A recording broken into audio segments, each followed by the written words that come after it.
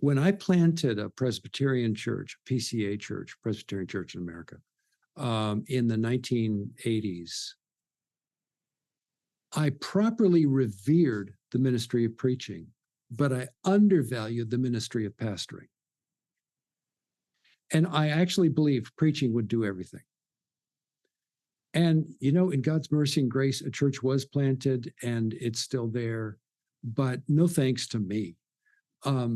We have to nuance this because the preaching did some good by God's grace for his glory. But preaching is only meant to be a glorious voice, gospel voice within a larger relational context. I mean, think of 1 Thessalonians, for example. Repeatedly, Paul says, I long to see you. I desire to see you. He uses emotional language. Look at the letters of Paul. There's a lot of theology there, but I'll tell you what, 2 Corinthians is a very striking example.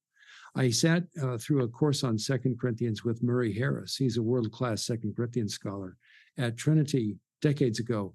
He said the Greek syntax of 2 Corinthians is actually sort of disrupted and disturbed because Paul is so upset as he writes it. And what's he upset about? The relationship with the Corinthians and the humanity of Paul, his tenderness, his heart, his relational yearning pours out in his letters. And it's that pastoral, emotional, relational context within which preaching really resonates. When people come to church and they hear a clear gospel word from a pastor and they know, they feel he cares deeply about them. Does he care about the message? Yes. It's not an either or, it's a both and. He also cares about them. That's when people sit on the edge of their seats. They really listen.